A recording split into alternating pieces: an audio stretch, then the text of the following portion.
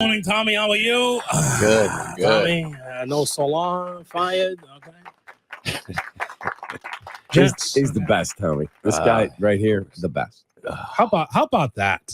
I mean, and this guy here to my right, the Aaron Rodgers apologist who wants to spoon with him at any given time. This guy here is defending Rodgers. He got Saleh fired. Yeah, like that's. I never thought Saleh was a great head coach. I thought he did some really good things when he was with San Francisco. I think he came from Seattle too, right? Yeah. But I don't know. There was a disconnect there. But I mean, the reason why this team is defensively, they look pretty damn good. It's their offense. Like, why are you asking Aaron Rodgers to throw the ball 50 plus times when the game's not out of hand? And he didn't play well. So, correct.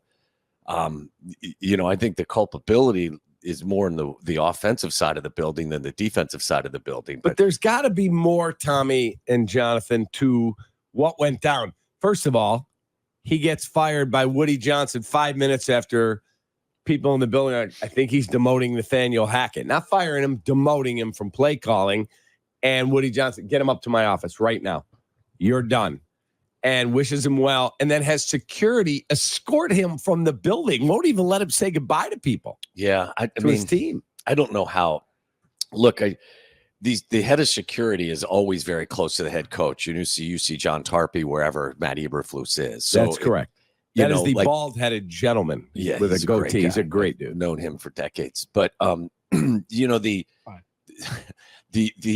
head coach and the head of security, it's not like that's a very friendly relationship wherever you're at. Like, that's your right-hand man if you're a head coach. He follows you everywhere for obvious reasons. So I don't think it's as nefarious as it sounds, or it's as, high tension as it may sound. But, Woody Johnson, I guess there was a rumor that he was also very, he was very locked in on them winning in London because wasn't he the what do you call it? My brain's not working today. Rich. No, he is rich. Yeah, yes, absolutely. Around his rich muckety mucks, and it was embarrassing for him to lose against his former quarterback Sam Darnold. Yeah, wasn't he the ambassador to London? Something like whatever it was. No, you're right. That's right. That's it. So losing in London carried a little extra juice, I guess. Anyway, I mean, you could tell from Hard Knocks the year before. Like, I still thought, and I still do believe that Aaron Rodgers can play, but you could just tell like there was a vibe with that team. And it's probably in large part because Aaron Rodgers is in the building, but there's a vibe in the team that just seems, uneasy. Yeah, he was the ambassador to the United Kingdom from 17 to 21. Right. So he had a bunch of friends and important people, I think, at the game. And like, there was this ultimatum: you're not going to lose here and embarrass me. And they did. Exactly. So now, as you look at our Bears and they go off to jolly old London, England to get the Jaguars, you and I were together last night. Give me your thoughts on what is the key to getting a victory over there? Because Trevor Lawrence can throw for 350 yards. There's no doubt. Yeah, I'm just started watching the Jags and Colts film this morning. I don't think that, I heard some people say, well, I'm glad that the Jags got that, the proverbial monkey off their back by getting the win last week. I'm on the other side of that conversation. I think it actually gives them a little bit of confidence. Remember, they took the Texans to the brink the week before in Houston, so they started to play a little bit better 2 weeks ago. And offensively, I like their group. The kid that, Jonathan, you're the college football guy. The kid, Brian Thomas Jr. From LSU, liked him coming out. He's really established himself early. I'm a big fan of Christian Kirk and what he does in the role they ask him. I think they're getting Evan Ingram back. Trevor Lawrence will throw it to you every now and again, but I think their offense is finding their way, and they're running the ball well now with Bigby taking over. I think that's his name. Bigsby, whatever his name is, he's running the football better than ETN was. Defensively, though, guys, not good. Not as bad as the Panthers. Oh, my goodness. I think I was telling anyone who would listen, of the three bad defenses they have faced, the Colts, the Rams, and the Panthers were the least impressive on film, and they were missing like 3 or 4 starters as well. So, that doesn't minimize what I saw from the Bears last week. I think that's what you do. It's the old TCB, taking care of business. And when you find an opponent that is ripe like that, and that you should put a beating on. That's what you have to go out and do. And offensively, I thought by far it was their best game. I heard you guys talking about their line. Thought their line played their best game. There wasn't much resistance from the Panthers, but that's okay. Thought the interior of their line too, which was the most encouraging part of it, was the best of the bunch. I still think Braxton Jones shows you that he can be a liability, and Darnell's still working through, whatever sophomore issues he's got every now and again. So I thought that Caleb played great. Thought he combined taking care of the football with pushing it downfield and getting something out of the vertical game, getting a lot out of the vertical game. So in this game against the Jags, I think the Jags are going to score some points. So you're going to have to score with them. I don't think it's a great Jags D, as I said, but I want to see another step forward. I know statistically they're at the bottom of the pile. I think they rank 32nd overall, but I do believe it's a stiffer challenge than the Panthers. This isn't the Texans and this isn't the Titans, but I think this will be a little bit bigger challenge for the Bears offense than what we saw last week. So you got to take another step forward. And look, you got to take advantage. You guys know when the getting is good, you're going to come out of the bye and you're going to get a Washington defense that's not great and a Cardinals defense that isn't great, but you're going to have to score against them. So, and then you're going to get into the meat of your schedule. So you got to make hay when it's haymaking time. So offensively, I'd love to see them take another step.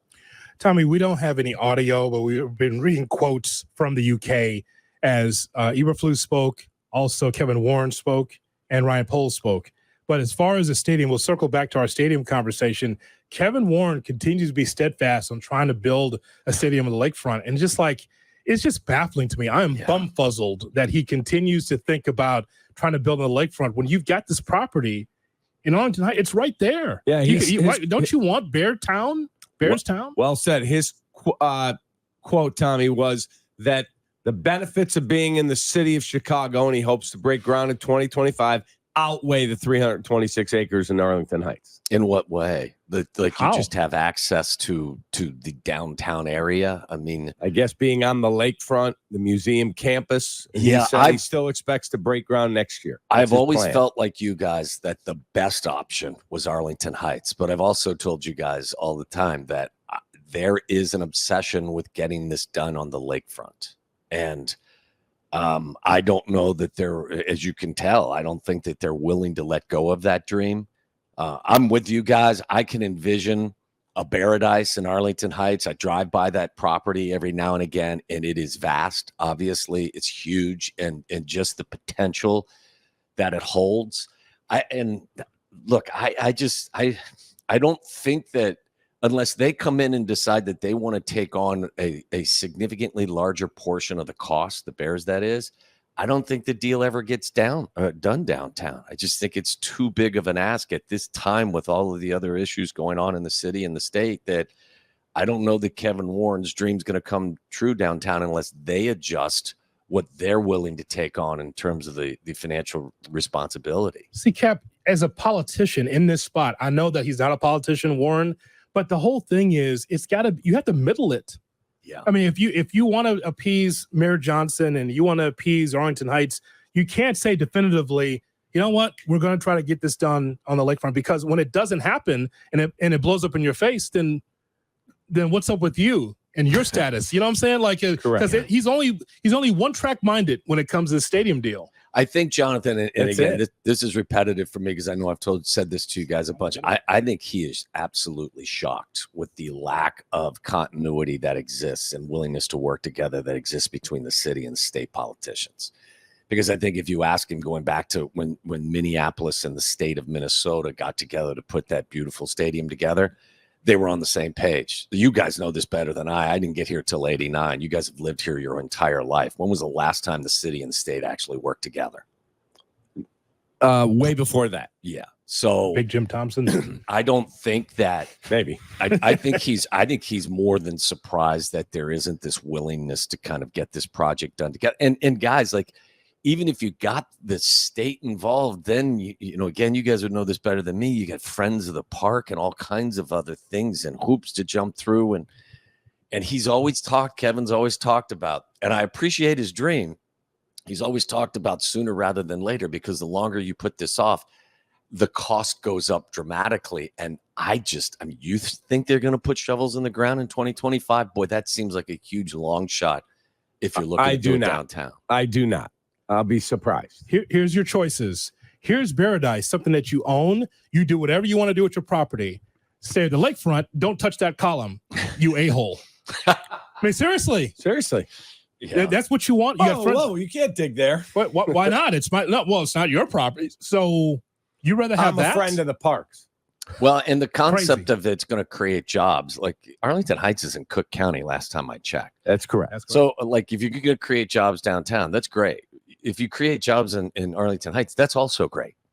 So it's not like, well, we either build it downtown or no jobs are going to be created. No, if you go to Arlington Heights, there's going to be thousands of job opportunities there as well. So yeah, it's the good thing is I don't think that he's, I think he's been very transparent about this. He hasn't hidden in any way, shape, or form. This has been his desire to do this, and he has been steadfast with wanting to find a way to make it work. It just doesn't feel like they're getting any cooperation with their vision versus what the state wants to do. If they come back and say, hey, listen, okay, this is really important to us. We've got a partner. We'll take on 80% of the costs. Then maybe it gets done. But currently, even with their offer of taking on, $2.5 billion, I don't think that at this day and age, you think that, Pritzker wants to take on giving a billionaire entity a $2.5 billion loan? I don't see it. As I watched the film and I watched the different angles that we're privy to when we get that NFL Game Pass subscription, the second touchdown to DJ Moore, when he drops back, you see the man in motion. You see Caleb's eyes lock on the right side of the field. And at the top, if you freeze it and then run it again, you see the safety bite. And he goes hustling over there to try and think, I got to get Keenan Allen right there on a deep, I think that was a deep slant. And then Caleb quickly turns his head back. And from one of the angles, you can almost see him smile. And then you hear him screaming, yes, because gotcha. There goes the safety, throw over the top, perfect ball, great catch. Yeah, I mean, that's one of those plays where everyone deserves credit for it because it's obviously good scouting because you're looking for them to you're looking for them to acknowledge the tendency that you're expecting. So yeah, I mean I thought it was an excellent play call. I think you had trips to the right, or at least you send Cole Kmet over in I don't know if it was motion, but you shift before the ball is snapped. So now you got everyone over to the right side. I do believe they had Swift on, kind of in the backfield, but on the left of Caleb Williams. But what you wanted to do is you wanted to flood the right side of the field and see what they would do. And they came out and you couldn't tell if it was cover 3 zone or it was cover, 1 with man with a single high safety. But what you wanted to do was you wanted to create the opportunity, if they gave you the coverage that you wanted, to hit DJ on the backside skinny post. And they got the coverage they wanted. I thought the play call was good. I love motion. I love shifting because it helps young quarterbacks. It helps all quarterbacks to define what coverages that you're going to get. And it gives you just a little, insight into what's going to happen before the ball is snapped or when the ball is snapped. And as soon as it is snapped, you see the safety. Caleb looks in to the right. Safety is already drifting over to the side of the multiple receivers, and he turns his hips. And Caleb is still looking to that side. Once he turns his hips, you got him, and you just hold it for an extra half a click. DJ does a really nice job not getting pushed in on his route. He runs a tight stem straight up, leans on his corner, creates some space, and then Caleb threw a beautiful ball. That's what it's supposed to look like. Like when you sit in the meetings on Wednesday and you're doing install and you're like, okay, these are the tendencies we see inside the 50-yard line. These are the coverages that they like to play when we send motion. This is how it's going to look. We're going to try to run this play. And it doesn't always happen like that on Sundays. Sometimes it does. That's an example of you scouted them correctly, you called the play correctly, and then you executed the play correctly. And when you do that, it's a thing of beauty. You can do right now, have this bet with Kap regarding the Cubs and the Reds now that Terry Francona is in I place owe him $100 as still. Reds manager. Yes, Well, you you could do double or nothing with Terry Francona in the mix. But here's a guy here that was not well, feels better now. Marty Brenneman, of all people, talked him into the job. He brought them together, Cap. He brought the Reds ownership and Terry together. So here's a guy here that can manage the ball club. And he stuck his beak in there. And now Terry Francona is the manager of the Reds. That's going to be a better ball club. Yes. I hope Marty continues to talk to them and tells the owner to spend some money and add some free agents. I know they've got some talent. Yes. And I know that Terry Francona will help develop that talent, but they don't spend a dime. So if Marty's, still out there willing to have a conversation with Reds ownership, tell them to spend some money. Don't do what these small market teams are doing. It makes me sick to my stomach. Watching the Pirates do what they did to Rowdy Tellez. That was horrific. And for people that don't know, Brutal. he was 4 at bats short of getting his bonus of $250,000. And they said, how many at bat? 4. That's one game. Release him. And he's been in the league for a long time, right? Yeah. It's shameful. Shameful. It's absolutely shameful. So I'm thinking Cubs 83 wins last year or this past season, Cincinnati 77. So you're going to give me 6.5 runs or 6.5 games? You only gave me 1 game this year. No, we play it even. It's Terry Francona. That's an 80-plus win ball club now. Yeah. Really? 100%. Terry Francona? Oh, come on. People were trying to sell us that Craig Counsell was going to do the same thing with the Cubs, and what happened? The manager can only do so much, Jonathan. You know that. But he tightens the screws on the Reds, though. That's the thing. That's what he is in there for. He's good. Right? He's Yeah, but very if you're good. tightening screws into balsa wood, the wood just cracks. It's no way to talk about De La Cruz that way. Well, That's like you can't play every position. so. I was surprised though, Cap.